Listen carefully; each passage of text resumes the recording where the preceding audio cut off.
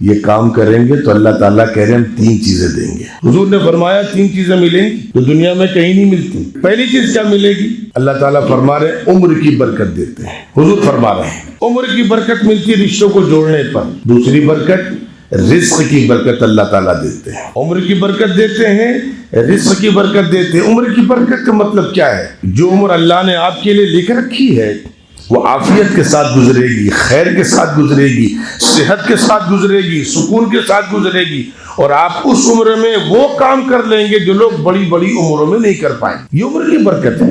رزق کی برکت کیا ہے؟ کہ اللہ تعالیٰ آپ کے نصیب میں جو چیز بھیجیں گے آپ کم تنخواہ میں بھی انشاءاللہ آپ کا گھر پھلے گا, پھولے گا. اور بڑی تنخواہیں جن کیا ہوں گی ان کے یہاں بیماریاں ہوں گی, ان کے یہاں مقدمات ہوں گے, ان کے یہاں فضولیات میں رقم خرچ ہو رہی ہو. تو رزق کی برکت ملے گی, عمر کی برکت ملے گی. اور ایک تیسری چیز جو سب کو چاہیے, یہ دونوں بھی چاہیے, تیسری چیز جو سب کو چاہیے, جس کا وعدہ اللہ نے عبادت پہ کم رکھا ہے, ہم کو بھی چاہیے, سب کو چاہیے, بری موت سے حفاظت, خاتمہ بالخیر.